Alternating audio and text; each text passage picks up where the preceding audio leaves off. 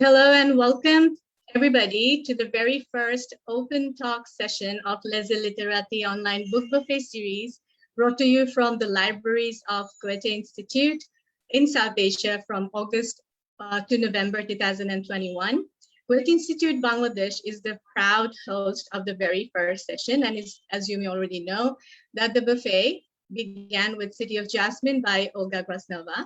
And yesterday, our author and Mr. Saad, they were engaged in a very interesting conversation that covered an array of topics which began with book reading and also covered a bit of current affairs as well. So the two literary sessions are hosted in collaboration with Dhaka Lit Fest, the University of Liberal Arts Bangladesh, and North South University. Today, in this open talk session, Olga will meet some of her young readers from Bangladesh, and I, Priyanka Chowdhury, will be your host for this evening. And let me give you a quick roadmap on what we can expect in today's session. Initially, and to begin with, we will get introduced to each other. So I shall give an introduction of the author to our readers and vice versa, followed by a interesting discussion session with the readers and the writer. And the third part of the show would be taking question and answers from our audience, because we're going live. And I'm sure a lot of you are watching and you might have your questions. So you will be given some time to ask questions to Olga as well. So without further ado, let me briefly introduce our guests. So first, the author. We have Olga Grjasnowa. She was born in Baku in Azerbaijan, and she is Germany's most revered young authors. She spent many years in Poland, Russia, Israel, Turkey, and her celebrated debut novel, All Russians Love Birch Trees, was awarded Klaus Michael Kühn Prize and Anna Sigels Prize. Most of her novels have been adapted for plays and translated into several languages. And currently, she is living in Berlin with her family. Olga, are you there? Yes, thank you so much for the introduction. How are you doing? I'm very well. I just locked myself out of my flat, so there's a little bit of improvising involved today. Since your works have been translated into Bangla, perhaps we can say Shubho Shondha to you, which is a good evening in Bangla. You might want to respond that in German. Guten Abend. Good Abend. All right. How are you Are you excited to meet your readers? Oh, very much. All right. Very much, and also especially since I had the chance to visit Bangladesh a couple of years ago. It's very exciting to be back, even so not in person, but at least over Zoom. I think most of us were a part of your first session yesterday as well, and we've all heard you. And we are very, very excited. All our readers are pretty excited. Let me give you a quick introduction of who you have in the house. So we have Sanjana Zareen. Perhaps I'll start with the youngest one. She is studying in Mastermind School. She's from Chittagong. And she thinks books are best secretive passages that can lead a person to a distinct world with unsurpassed boundaries. We have Ashraful Islam Azan, who's from European Standard School. He enjoys writing a lot and believes that it helps him to have a study work balance in life. And we also have 3 university students from University of Liberal Arts Bangladesh. We have Monisha Tasneem. She thinks good books give us insight into the struggles and hardship that many have to bear. And she's interested in understanding perspectives on history and the world. We have Abdul Munim Khan Chaudhry, who is a beginner level writer and a translator himself. Him reading opens a whole new window to the readers to explore uncharted territories.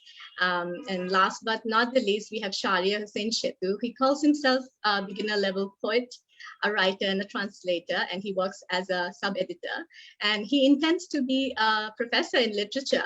Actually, it's such quite a diverse group, won't you think? very much. And I'm very excited to have this conversation now. I'm very thankful that it can happen. Right. So for our viewers who have just joined, or I don't know, some of you may have heard Olga yesterday, and if not, just a little introduction to the book. What the one that we are discussing today is City of Jasmine, which is centered in Syria, starting with the hope of two protagonists during a revolution of Arab Spring. Soon that hope fades into a desperate fight of survival in wartime Syria as both lose everything, and the story spans in Paris, in Berlin, where the protagonists seek to build new futures. Now, our readers have read the book thoroughly, and they perhaps have a lot of questions. I will open the floor right away so that you have your conversations with them. Perhaps Sanjana, are you okay to start with? I think you have quite interesting questions for Olga. Yeah, I am absolutely right. How are you? You're very ready. All right, go ahead. If I could, before you begin, for all the readers, just a quick house rule maybe. Keep your questions short, and maybe we can have the questions, one question per person for the time being, and we can come back to it if time allows us, all right? Go ahead. Okay, when did you realize that you want to be a writer? Like, yeah, you were never. a writer. Actually never. Like I was never really thinking that this option even exists.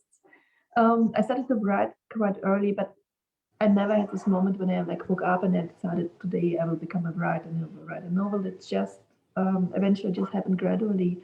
I started to write something very small, but I never finished anything. And then accidentally I discovered that there, in Leipzig, we have a school for creative writing, where you can actually study creative writing for bachelor degrees back then.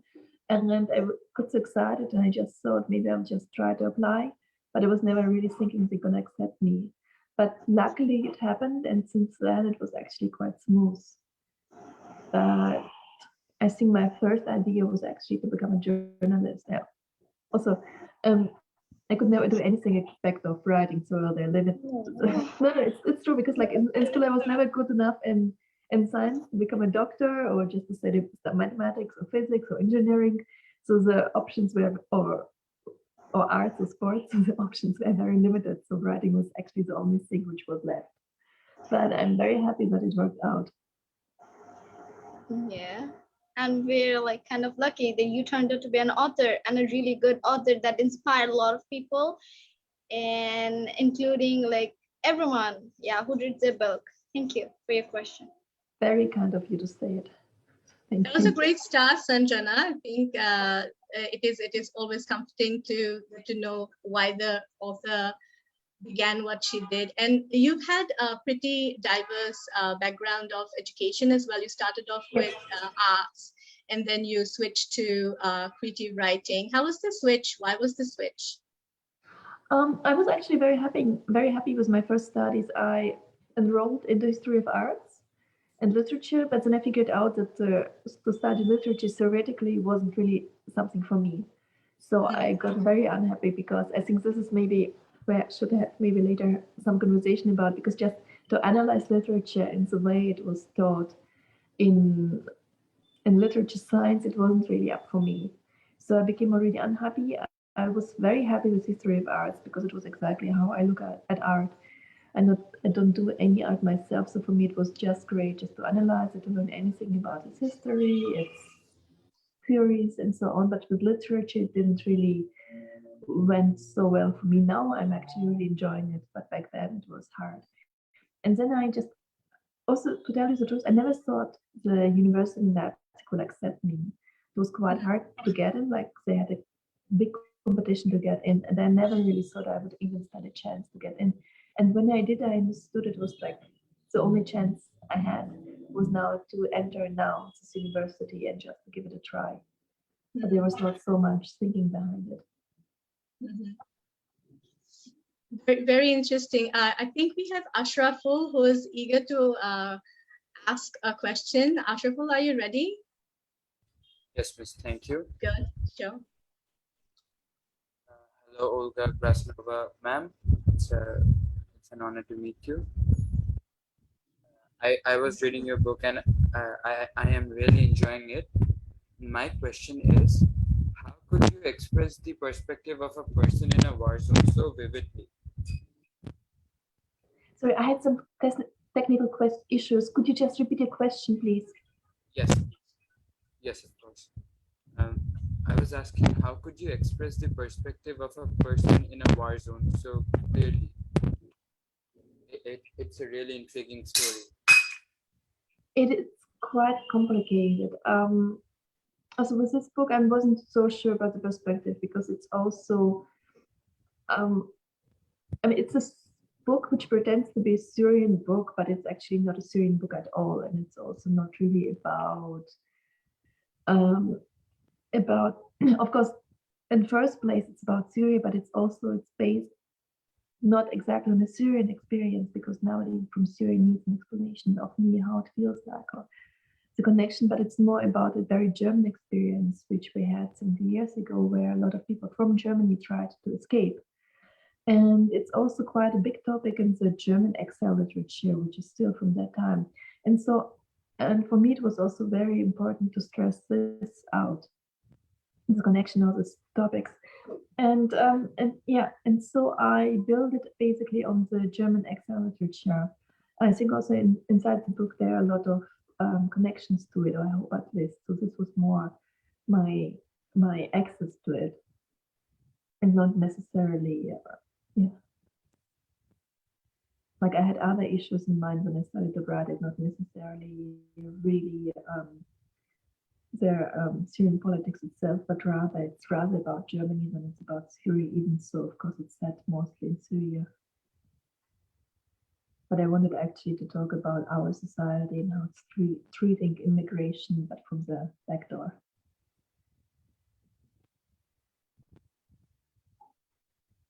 Ashraful, do you have a follow-up question? Did you get your answer yet? Yes, Miss, I got it. Thank you for the great answer. Okay, so should I move on to our next one? Okay, let me move on, and then shall you have any other question? We can always come back. How about Munim? Do we have Munim available? Can you hear us? Yeah, sure. Ma'am, it's an honor to be here in your presence. Thank you. And I finished reading your book. It was a very, very enthralling journey, to say the least. And I finished it in one sitting. I had to, because I couldn't let it go. And I'm very curious, and I always had a very curious mind. We can come back to the plot of the book later, but I had a question. The fluency with which the book read, the actual book or the translation, was the journey as easy it was to read? What about the journey of your writing this book? Was it an easy one, or you had to overcome many obstacles on the way? Not at all. Actually, I really underestimated it. I thought that it always happens to me. When I started, I thought it will be way easier. And also, I got a lot of problems with the structure, because first I was sure it will be 3 stories which interact with each other, but then through writing I discovered it doesn't work out at all. So I cut out the third storyline, and then I tried to make it work on this 2. I think it kind of worked in the end, and then I started already also to play with these expectations. If you have 2 characters, one is male and other female, then of course as a reader on a certain point you just expect them to meet and fall in love.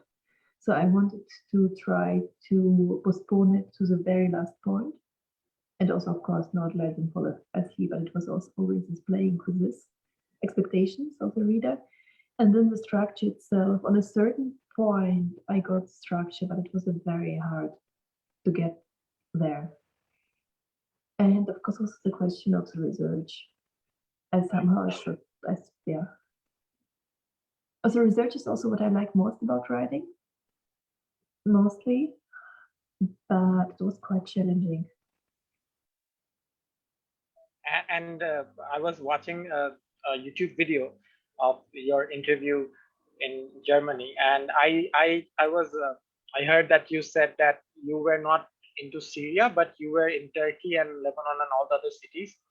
And what was that experience like doing this research for this book? Was it the same as the ones that you wrote, the other books that you wrote, or was it quite different? It was extremely different this time, also because the things I've been writing about, there was no historical, not really a lot of time passed, and I was basically writing on the political experience which is just happening right now.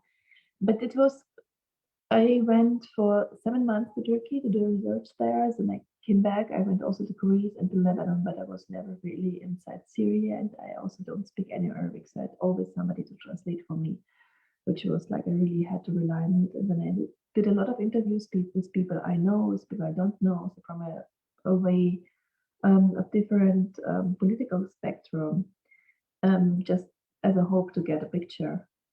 And for me, it was also very important that everything I write about, that it didn't really happen the same way, but it could have happened, or it's just based on things which are actually happened. And for this also, I was lucky that I got a chance to look in the archives of a lot of journalists who were working in the areas, and then I, of course, had to rely on the interviews I made. It's different. Like when I know that I'm prepared to do this research, and when I know that now somebody will tell me all the stories, it's like I shut down myself. I'm totally prepared for it, so it's totally fine for me to listen to all the stories about also violence and anything else. But when I was in Istanbul, just when I'm not prepared, like I'm not doing the research, but also just to see all the suffering, it was quite emotional. Quite a journey. Thank you. Interesting. We will come back to it, and for the readers, for the ones who have already asked questions, I'm sure you are formulating more questions in your mind, or why don't you use the chat box and take advantage of that, so we can come back to your questions. And in the meantime, I will go to Monisha. Are you there? Yeah, I think I will also go back to the questions about plot like Munim Bhaiya. But I wanted to ask, if you were to choose 5 protagonists for this book, how would the story go? I think I read that in it your editor asked you to include protagonists for the storylines here, but how many more different approaches could the book take if there had been 5 protagonists? Yeah, the problem is, I think it could not work out, at least not in this book. And my very first idea was actually just to really have 5 of them, but it didn't last for 2 or 3 weeks, and I realized it's just impossible. And then I came up with the 3 lines. It took me already quite a long time, and I really wanted to keep this way. Yeah, and then it's only 2 which were left. It's not, at least for me during writing, it's not really only about protagonists, it's also mainly about the structure of the book, which is the most tricky part, actually, just to build. And I'm sorry, I have to hold my microphone because my I have it right now. So I don't think a way more protagonists would have fit to the structure. And during writing, it's always a question when the structure comes in. And for me, the main thing in my writing, or the main way when I'm creating a novel, it's not necessarily the plot itself or the protagonist, but the second when I realized I have actually structure, where I can live with the structure. This is also where things are starting to get really interesting and fun. Yeah. So this structure is unfortunately only good enough for 2 stories.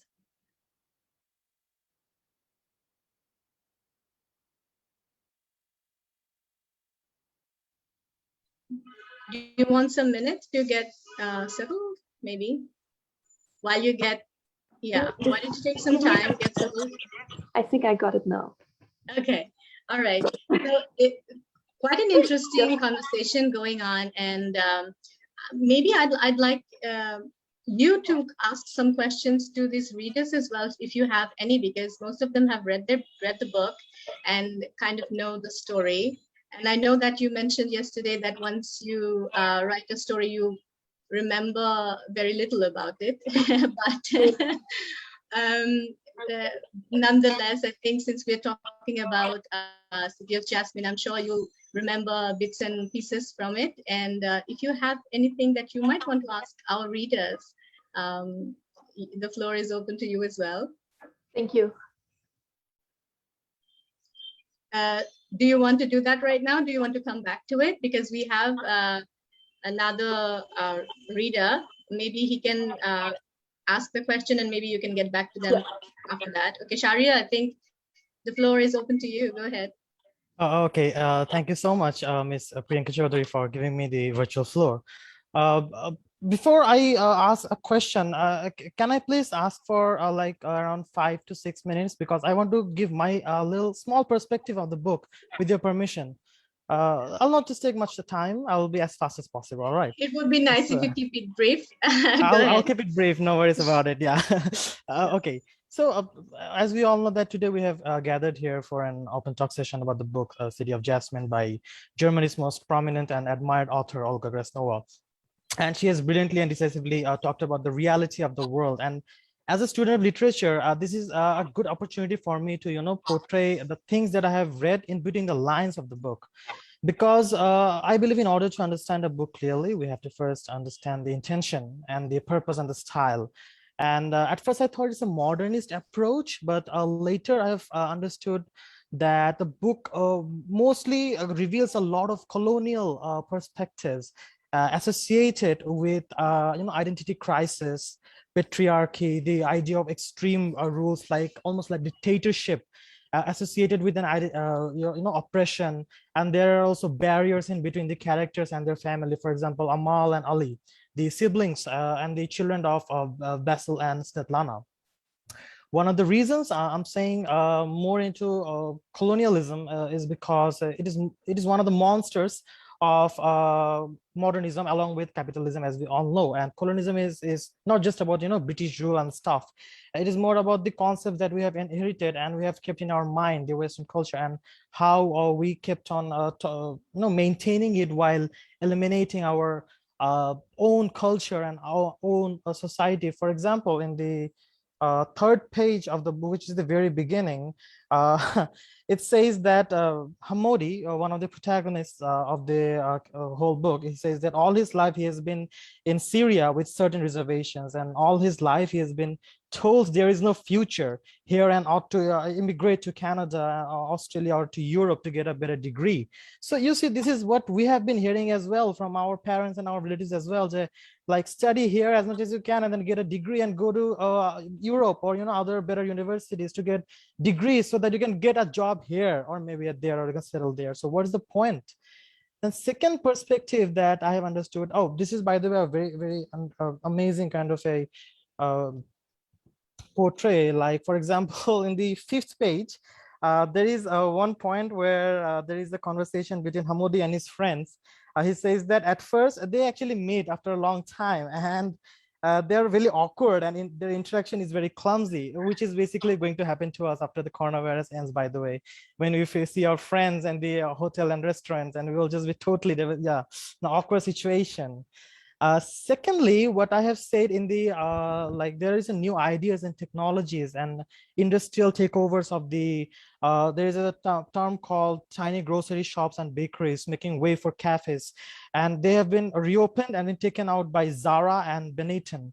So these big companies took over the small shops, which is very a modernist kind of a thing. But then again, there is a patriarchal understanding as well in the 7th page of the book, where Amal, the character herself, I'll be as fast as possible, no worries. Yeah, I mean, what would be nice, I mean, we are almost having like a book review session right here. Why don't we just focus onto the questions so that Olga can participate, and maybe you can have a quick feedback so session as that's well. actually targeted with that. So yeah, let me just complete this thing, like the last point, actually, the patriarchal part, what I found. See, she thought her hips were too wide, her nose too long, and her voice not firm enough. And aside from that, her father always implied acting was not a profession for quote unquote honorable women. So these are some patriarchal points that I've found, and there are actually more. So I'm just going to directly jump to the questions as we are very limited to time. So my question to you is two questions. First of all, do you also find any sort of colonial perspectives that you wanted to portray, or in terms of a message to the world? And what would you think can be the alternative story or lifestyle of Hamoudi and Amal if the incidents in Syria hadn't taken place? So these are the two questions from me. Oh, well, thank you so much for this very close reading of the novel. I will start with the second question because I think it's way easier to. So the second question is basically an alternative idea of Hamoudi and Amal if the incidents in Syria hadn't taken place. I think Hamoudi will probably have been quite happy in France, and he would just stay there, and came back after 4 days just to finish his degree in France, and he would have just lived his life there. With Amal, it's more complicated, I guess. She would just have been acting in movies all her life. But it's also that, again, like when I'm speaking about characters in a book, it's just something totally different than talking actually about human being, because of course they're not human and they're like far away from being anyway close to be as complicated as a human being. And when it comes to post-colonialism, I think it's not really that much in the book, but it's rather more in the book I wrote after it. It's about the Russian colonization of the Caucasus during the rule of the Tsar Nicholas I. This book, the book I wrote after this, it's really focused more about the colonization and the whole idea of the Russian Imperium, but also for transnational society back then and nowadays, but maybe not that much, this one, I think. But it's also, again, it's like always problematic what an author thinks about the book, and it was actually somebody who studied literature or literary critic perceives it. It's always quite a big challenge to bring it together. Yeah, I think Hamoudi also would have got a better job at Paris. Like after all his passport renewal in Syria, he could have just went back to Paris and marry Claire and have a great life, maybe. Maybe great, maybe not that great, but it's also like even things like for start here, then go to US, also what we kind of live here. Even in Germany, it's not like that unknown narrative to try. Because it's quite a German paradox. On one hand, we have this whole TV shows on TV where German people are trying to go somewhere else, try to go abroad and to start a new life there, and you can just watch it online. But on the other hand, we really don't want any immigrants come here. Like there would be never a show about immigrants trying to build up a life in Germany the way we perceive the Germans going abroad and just building a life there. And also, Sure. Also, go ahead. Also, like I grew up in Azerbaijan, of course, there was always this this notion about, or this possibility about going somewhere else, but the chances were quite limited. It's very interesting how I don't know, I might want to quote Andrei Tarkovsky here, where he said a book read by 1,000 readers becomes 1,000 book, right? And that's exactly what's happening, how the readers are like, they have their own perspectives, and they're adding their own experience to it, and that's what happens. That's the fun of reading. But at the same time, as an author, as a writer, is it all right? Is there any echo anymore? Okay, sorry about that. So maybe I wanted to add about your concept of putting the writing into present tense in a way that you're talking about a time which is not right now, but given that you write it in present tense, makes the reader witness, or like, you know, they're walking through those roads and getting into those characters. Why did you want these readers to be a witness to this perhaps historical, if not like, you know, or walk through these roads as you lead them? It's not only the question of time, but it's was in this book. It was also very much a question of style. I decided just to take out most of the metaphorics, just not to use poetic language, but just to try to keep it as how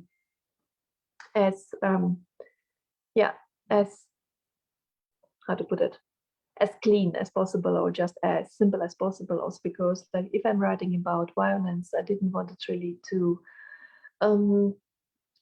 use a language which might take the attention of the reader away. So it was very important for me just to focus on a language as simple as possible, to get the effect that the reader is actually really there, and there's no chance for the reader to hide somewhere else. And also the question of time were, of course, connected to this. So it was not quite a modernist approach, as stated before, but it was rather, I went back to the roots about all the theoretical writing which were done about in general, how can you describe violence and how can you describe a genocide in literary terms, which were done a lot after the Holocaust. There were a lot of discussions about this, which I think are still very important. Okay. Do we have any questions from Munim? I think you had a follow-up question, did you? Yes, but this is a very dynamic discussion, so my questions are ever changing, I suppose. What I wanted to ask the author is a little from my own perspective of reading a book is reader lives 1,000 lives before he or she dies. So I'm looking at the world from the perspective of the author when I'm reading this book. At this point, when I was reading the book, what hit me, or I realized what I realized is the author must have a very firm grip on what she was writing about at that time. So I was really curious, what was the perspective that you held when you first started getting into the story more? For example, when Amal and Hamodi first met, were you already decided upon the ending of the story, or did you know what was coming next, or did you make it up as you went? I'm not sure. I think I had more or less knowledge about where the story goes to, but some things were also quite a big surprise for myself, or it took me sometimes a long time just to discover how the story should develop. So it wasn't really planned from the beginning to the end. So a lot of things are really just just happened. And I knew that they're meeting in the beginning and in the end, and I knew that the core of the book just not to let them have any interactions for the biggest part, just a very short one in the beginning and a very short one in the end, and that's it. Then I was quite sure that Hamudi has to die, but anything else was it just came through time.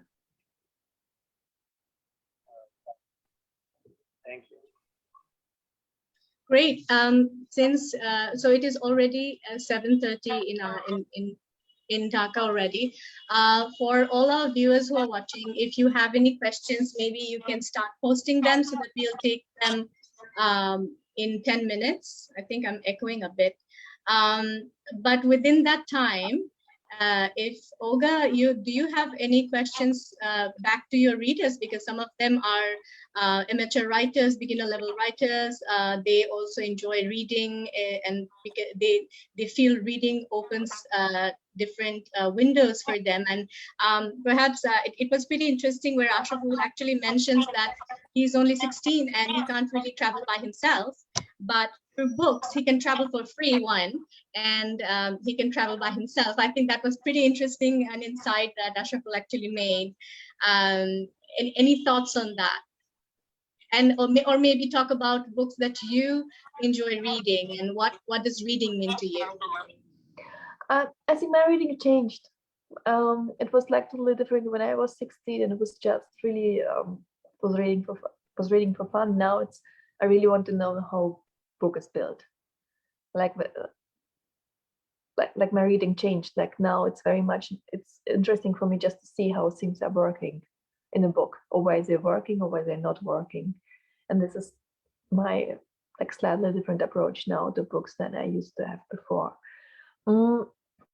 But what I would be very much interested in is how is it to study literature in Bangladesh, or how is it to be actually like a young writer there? Like, what are the challenges? What are the big chances? Or what are the topics you're focusing on? I think one by one you can take up. Maybe Monisha, you can take up the question of how is it studying literature in Bangladesh. Oh, this is the only country I've been in, but it is. ULAB makes it easier to be able to consume English literature. Either I read books on my own, but I have not read them as critically as before I came into university, and after my few semesters, I have started to notice patterns in movies, films, or books, and we even have a course on contemporary literature and translation, and we are able to understand a lot of the topics, a lot of the elements that can be present in foreign works. So that makes it easier to consume works such as yours. And I would say it isn't that difficult for me, or that different from reading Bangla literature as well, because a lot of transnational literature, they have a lot of things in common with each other. So yeah, it is just a learning experience for me, if I should say, more so than how to comprehend the works. That's about for me. Monisha, you think you also had a question? Do you think you want to ask that about the plot? Yeah, I'm trying to make the question as simple as possible.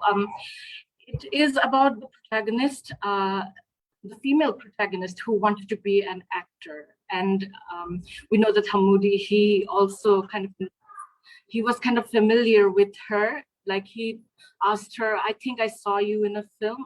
I think you're an actor, maybe. And she kind of thought that he might be in the Secret Service, and she kind of wanted to back away from that. And this element of performance, this acting, this was what struck me a lot about the book, because towards the end, we know that she has to get into a cooking show, and she has to make do with the Orientalist opinions that the West might have with her, and dressing accordingly, and having a designer dress her for the West to see this Syrian refugee person. And she had to, even though without those fake exterior appearances, she was just like any other Western woman. I mean, there was a point in the book where she, at one point, she said, when she was a refugee, and she understood, oh, I no longer belong to this group. However, she still had to be perceived this way. And I was wondering about to what extent someone's has to put up with keeping up with appearances in accordance with how much power the world might have over that person and how much they might have to act, might have to get actor in this world in order to deal with discrimination. And I was wondering about this part, this performative element that we all have to have in our lives anyway. Like life is kind of like a drama for everyone anyway, but for a person who is discriminated, I wanted to know about your opinions. Thank you. Thank you. Thank you so much for this question. I just need one small second, sorry, because, okay, sorry, because I'm not at home and I still didn't figure out how things are working in this house.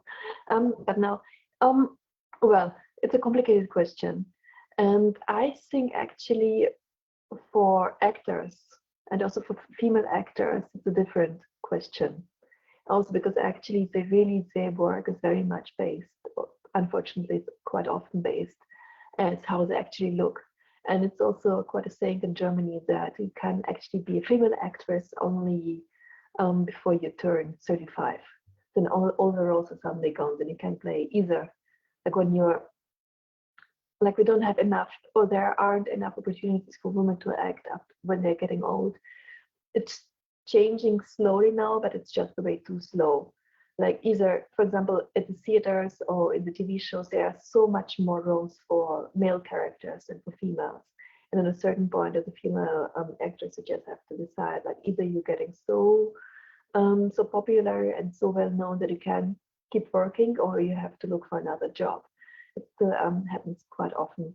And also with this actress, of course, you have to take care of your appearance way more than anybody else. Also, my husband is an actor, and for him, it's of course like what he's wearing, how he looks like, how he exercises. It's a totally different question than for me. Like for me, it doesn't matter if I'm in shape or not. It's not going to change anything if somebody's reading my book or not. Like for me, it's fine, but he has to move on a stage. So for him, it's a totally different question of exercise, of weight. Also, it depends where he acts. So maybe he has to put on weight or lose weight according to the role. And also, it's always striking for me how the body experience is totally different in certain jobs.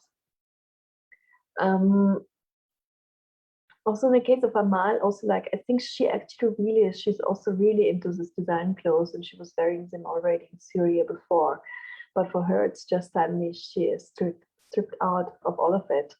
And of course, like not to have this privilege of being dressed as you like, I think it was quite a challenge for her also to deal with. Also, yeah. Also just to realize that on a certain point, people are also looking at you differently. Yeah, like you are not this almost famous, good-looking actress, and she worked for her looks. It's not that it's only natural, like really it was hard work for her to keep up with this image, and just suddenly to realize that the people are looking at you only as a refugee. This was a shocking moment for her. I mean, of course, it's also connected to patriarchy and everything, but it's also, unfortunately, for now, how it works. I think Shahryar is pretty eager to answer about the literature, concept of literature, or how it's taught in Bangladesh. But before I come back to you, maybe I'd like to get back to Sanjana a little bit, because I have just given her a floor for a little bit, and she's such a young reader, still in school, and read the book. What is your thought? Could you formulate any other question? Do you have any queries that you would like to ask, Olga? Okay, I have a question. Like before writing this book, or like when was you realize that I want to write this particular book? Because the journey was very vivid, and because of writing in the present tense, I can really understand it as if I felt like I was a character in the book. So it's like whether you wanted to write the book particularly, like why this book? And did you travel before writing the book, or after, like when the idea came to that I wanted to write about this particular aspect? Like regarding Syria and the war thing, or probably politics? Like when? I don't know. I really don't know when exactly. I don't think I really planned it. I just accidentally also for me, the only way how I can think is only if I'm writing things down. And I think maybe it happened when I met my husband, because when we met each other, we didn't have a common language. He didn't speak any English, and I didn't speak any Arabic, or like spoke only the languages which I couldn't understand. I spoke only languages he couldn't understand. So we just started to communicate over with emoticons until he learned English. My Arabic is still very, very bad. And I think also like on a certain way, I started to read about it because like I was totally uneducated about Syria before. I knew nothing. I knew where it is, but that's pretty much it. And I started to read a little bit, and in order just to understand anything, I have to write it down, otherwise it doesn't function with me or for me. And then slowly and also as a fiction writer, of course, I start to make up things in my mind, and then suddenly I had this kind of a story in my head. Okay, thank you so much. And the book was really good. I want to say that I really enjoyed reading the book. Thank you. Ashraful, would you like to share your journey with the book? Because you didn't need a passport to travel, did you? I am not still done with the book because I had some exams this week, but I am really loving it. The story is very intriguing, and I know I will be done with this right this week. Tomorrow is Friday, so I will spend my day with the book, and I know I will have a really good day. Yeah, that's a very honest confession. But thank you very much. I hope you enjoy the book. It is for Shahriar, who has already read and analyzed it quite a bit. I think Olga's back. Are you?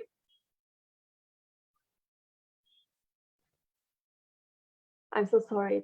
No worries. Yeah.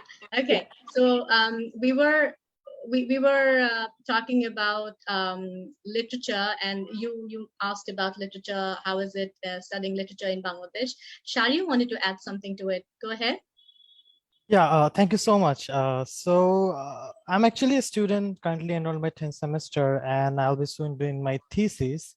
So studying literature in Bangladesh is quite fascinating, if you ask me, because like we're getting diverse kind of ideas about the things that we want to do. And in our university, ULAB, what we usually get is everything is periodically and era-wise divided, the courses.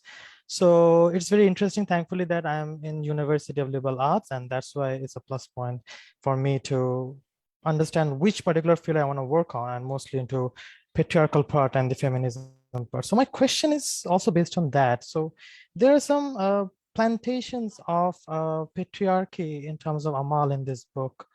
Was it intentional, or is it just like a flow that you just have added in the book? It depends where, on which. It's there's not a general answer. It always just depends on the certain scene. But yeah, I can't really certain. Like I hope it was not. Mostly the time of her father's part. He always tried to stop her in some stuffs. Like for example, acting is not an honorable job. Yeah, this is of course. This is like intentional, fully. Okay, that's all. Thank you. Thank you so much. I think it's right about time that we take up quick questions from our audience, and we have a pretty interesting one, which is rather simple, but then interesting nonetheless. What is the speciality of jasmine, Olga? It's no, nothing. Like in German, the German title of the book is actually God is not shy. Mm-hmm. But the British publishing house was holding the opinion that it doesn't really sound nice in English, which it's true. It sounds a way better in German than it does in English, and so they changed the title. Okay, and so maybe a follow-up question could be in terms of translation. How much of it was lost, do you think?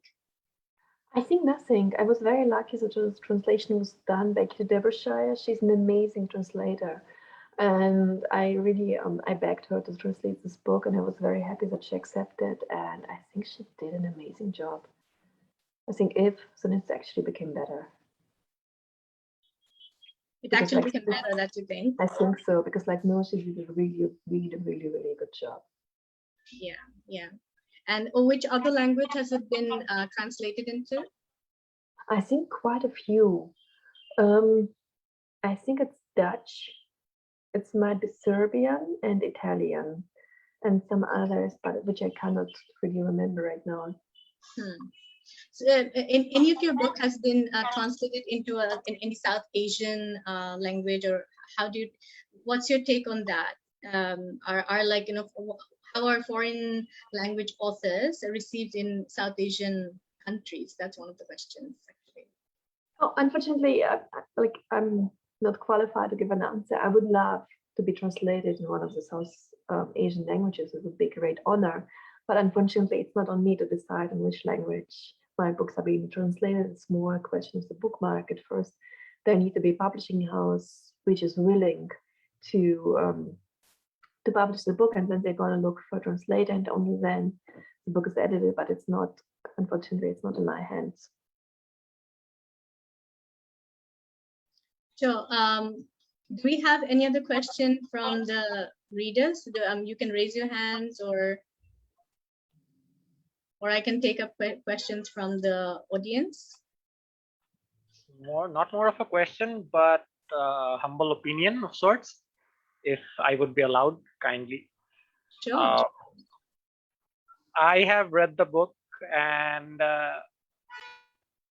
I'm still pretty mesmerized by the outcome of it, and how the protagonists, they survive, and maybe just one of them does, one of them doesn't. But I was totally mesmerized, and I still am, about this book. And I thought that life here in a third world country is tough for the general public, but in a war-torn country, the struggle is on a wholly different level. And even though it's a fiction, it's a work of fiction, the struggles there are real. And we, as readers, we cannot go through that struggle in that country, but we can read the struggle in a way which makes it look more real than it actually is. So I just wanted to thank the author for giving us this opportunity and this window to look into the struggles of the Syrian people, the immigrants and the refugees. And I know the struggles are not portrayed exactly, but it gave me a window or a new scope of imagination. So, and I will have, from now on, I will have a completely new take and a new view of how the civil war is affecting the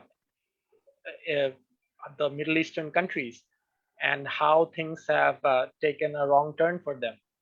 I just wanted to thank the author. And regarding the City of Jasmine title, I think there are four mentions of the word Jasmine in the book, if I'm not wrong. So I think I was under the impression that Damascus is supposed to be the City of Jasmine, but I might be wrong. So yes. Yeah, if I can just make a comment on the previous point, it's actually basically, this interesting thing is it's not the real struggle, because everything, like the stories which are actually researching, or testimonies were given to me, I took all of it out. It's so much nicer in the book than it's really happened. Like everything, for example, like the scene when they're fleeing and there's these two kids on the boat and both are surviving. Of course, one of them, in reality, one of them died. And also with the other one, it was way more complicated than it's actually described there. And the whole violence, it's nothing in comparison to what actually happened.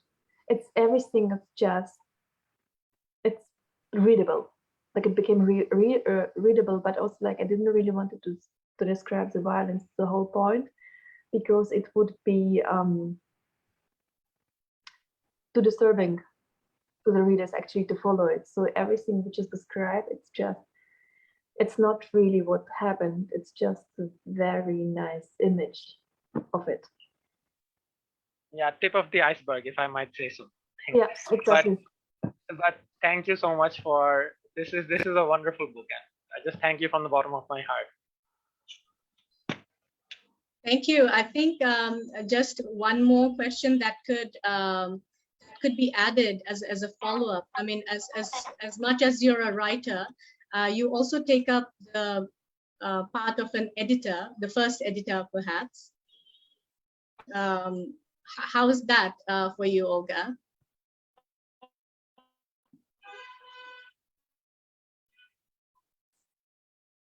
Is she there?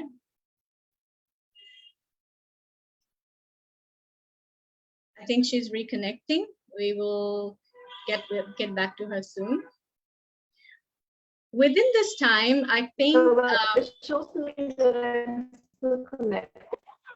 Yeah.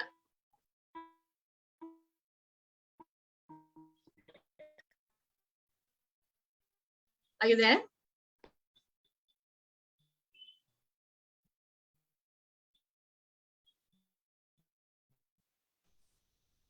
I think for the readers and for the book buffet, I think it is an information that we have a dedicated website where you would get information of the author and would be able to read some of the books online. So do keep an eye on the page, and we welcome you all to take part in the buffet. Olga, can you hear me?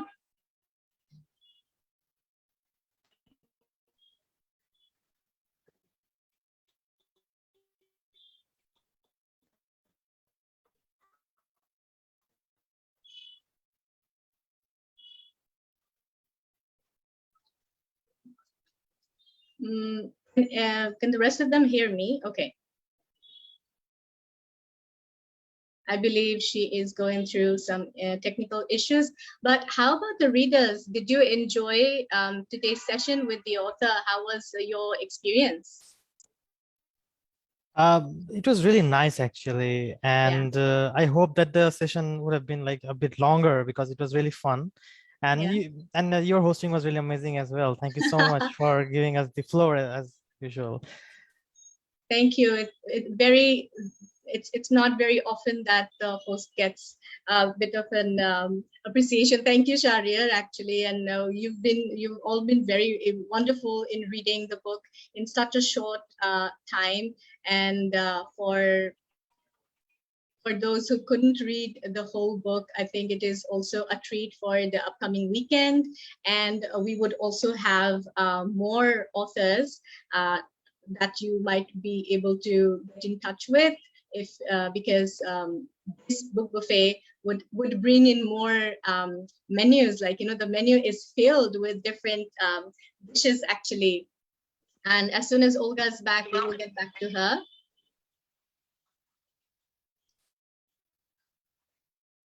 Just quick yeah. Do we? Okay. Still, we are waiting for Olga to get back. So next session of the book buffet would be from Pune, and we would have another interesting writer, and we would have similar conversations and meet the author. And I mean, it is almost like a dessert, isn't it? Like, for a Bengali cuisine, we have an entree, and we have the main course, and we have the dessert. So the dessert probably is that this will go on for quite a bit. This is not the end yet, and not very sure if we can get back Olga on the given time. Just on an ending note, or just to put in my thoughts, the Sure. concluding thoughts, I just wanted to say that it's a dream of every reader to communicate with the author himself or herself, to find out about the perspective from which he or she wrote this book from. And we had this chance today, so this was fascinating and amazing. Great. More Any like a other- blessing. More like a blessing to you. Olga, you're back. Do you have anything, just last moment thoughts of how did you enjoy today's session with your readers? No, I'm sorry, I wasn't even gone because I could hear you the whole time. I'm so sorry. No, it was lovely. It was just great experience, and thank you so much also just to read it so close, and just also for all the questions, which are amazing. Thank you very much also for the organization and the moderating. Sure. And I would also ask our readers to read the rest of the books that Olga has written. I'm sure they're as fascinating as A City of Jasmine. Thank you so much for joining in. Thank you all the viewers who are watching us live.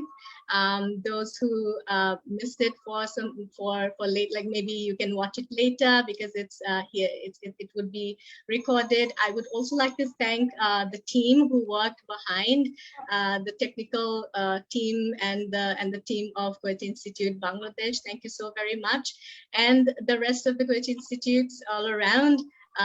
It's a great start from Dhaka, and let the journey be really, really nice. And we're really excited about the buffet and the next cuisine. Thank you so much all for joining. You have a very good night. Thank you very much. Goodbye.